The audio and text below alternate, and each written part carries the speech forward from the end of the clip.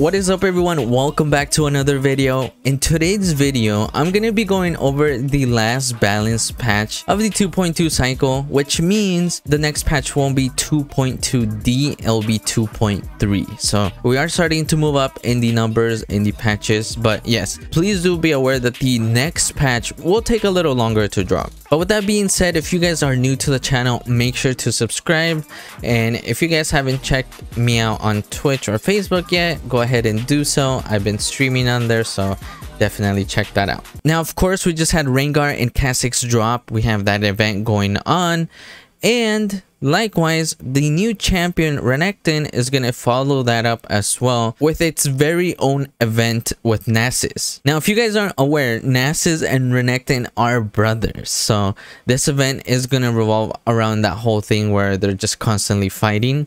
And let's just skip here really quickly, I'll come back to this, but let's just go into what the event is about, just so you know we stay consistent with what we're talking about. Now the event is called Nemesis Duel. It's very similar to the event with Rengar and Kha'Zix.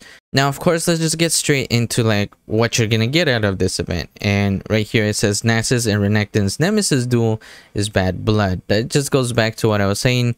They're brothers, like their whole lore thing is that they're constantly fighting. If Nasus wins, his A strikes all enemies in an area, which is pretty broken honestly. But if Renekton wins, he will remain at maximum fury during his ult, which is kind of crazy. Both of these are broken, so it's gonna be pretty interesting to see like how this whole thing sort of goes in games. Hopefully we don't have like feeder Renekton, since it will be a pretty new champ. But yeah, that's what this whole event with Renekton and Nasus is gonna be about. Let me know down below what you guys think about this whole thing. Obviously we have that whole event with Rengar and Kha'Zix already in the game, so you guys got a bit of a taste out of what this whole event could be like. So yeah, definitely let me know down below what you guys think. And let's quickly go back up here and talk about the new skins that are coming out. And of course, we got all the Blood Moon skins coming. If the name doesn't tell you right away what these skins are about, they're like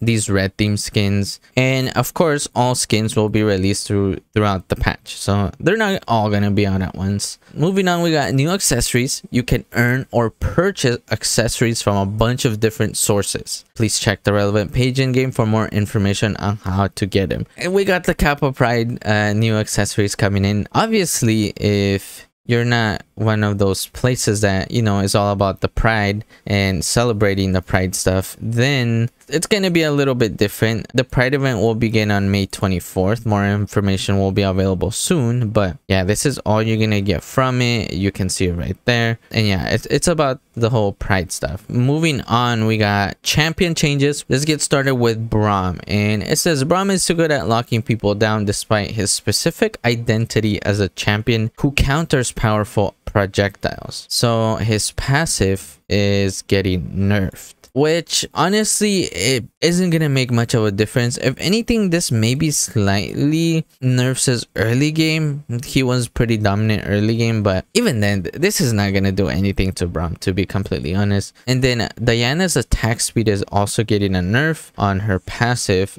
They say it's scaling excessively, and so it's getting nerfed by 20%, which I don't think that's gonna make a difference either. Just like with the Braum change, or the Braum nerf I should say, it really isn't gonna do much there. She's still gonna be picked, she's still gonna be strong. Really, it's just a change to her passive. And then Evelynn, her hate spike, the damage is getting nerfed.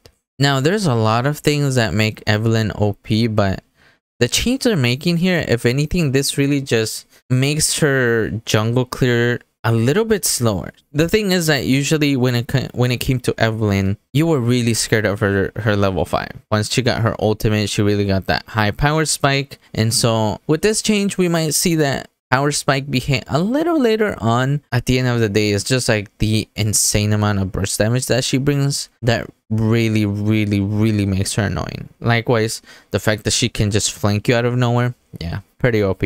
Now we got Fizz, and it says right here, Fizz is drowning against early game poke mages in mid. We're throwing him a life ring for his initial mana issues. Okay, this isn't a big change either. If you're good with Fizz, you might notice this change, but if you're just like some sort of random, then this really isn't gonna matter to you. You're not gonna feel it. Next, we got Jax. It says Jax's late game is feeling overly nerfed, especially when he doesn't have access to blue buff. Okay, so they're giving him mana. So mana per level is going up from 33 to 57, and mana at level 15 is going up from 852 to 1188. You know, Jax might be one of those champs that does have a bit of a mana issue, which there's a lot of in the game, but even then, I really don't think this whole mana thing is really gonna make much of a difference, to be completely honest. Maybe it opens him up to some sort of like different build paths, but even then, like, he really needs a few buffs in a few different areas. Yeah, this might make him a little bit easier to play, but every single patch has made him a bit easier to play. It's just not a heavy hitting sort of buff where you just know he's really gonna smack in lane. So yeah, until like something really strong happens or someone figures out like some sort of broken build path with this new change, then yeah, I think he's just gonna be like an average champ in jungle in both top lane. Now we got Kai'Sa, and it says Kai'Sa's performing too well in high skill play. Yes, that's very true.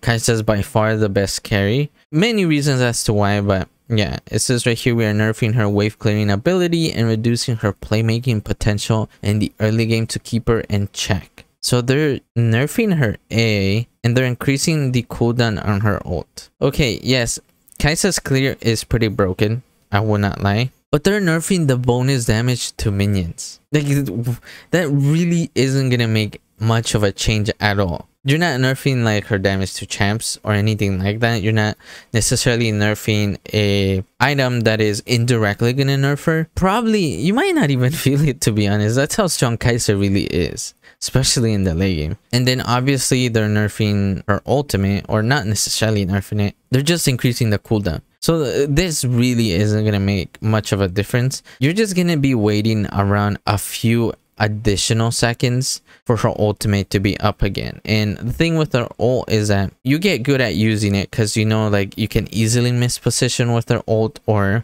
if you don't have your ult for like a dragon fight or something like that, you can get really screwed up. So people are already good at playing around timers either way. So a few additional seconds added to the cooldown isn't going to make much of a difference either. Then we got Lee Sin. His attack speed on the passive is getting nerfed to 40%, from 50 to 40%. Same thing, it's not gonna make much of a difference. Like, I don't know, a lot of these changes really, they're not gonna do much. I feel like there's a lot of champs out there that really needed like a strong buff, or like maybe a bit of a nerf, but all these little changes that they made don't really make something unplayable, which is kind of interesting. Hopefully the next patch is gonna have a lot of hard-hitting nerfs and buffs, because it is gonna take a while to drop. But yeah, like I said, these really shouldn't make much of a difference in a lot of these champs.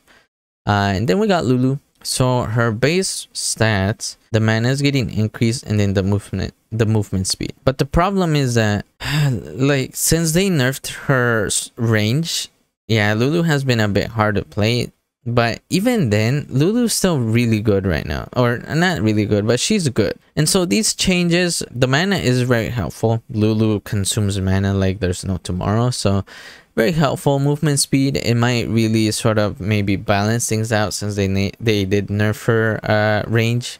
Might be easier to get in and out type of thing. But it's only a 5 increase in her movement speed. I really don't know how much of a difference that would make. But yeah, Lulu is good right now before the patch. This might make her, you know, a little more playable, a little more fun to play. But even then, yeah, she was already good. Then we got Lux. So let's see, it says right here, we want to encourage champs in multiple lanes, but support Lux is a bit too strong. And so they're nerfing the barrier on her B. The barrier was pretty strong on Lux. You can't deny that. But the thing I'm getting to is that I feel like maybe her root sort of needed a slight nerf to like how long you're rooted for. Maybe like a slight second. But yeah, the barrier is going to make a bit of a difference. You can't deny that. But she's still going to be played support no matter what. They're really only nerfing the shield amount on the return. So that's one thing to note. And then the shield AP ratio on return. So the shield, once you throw it out, still gonna be there. And then we got Pantheon. So armor per level is going up. Armor at level 15 going up by 5.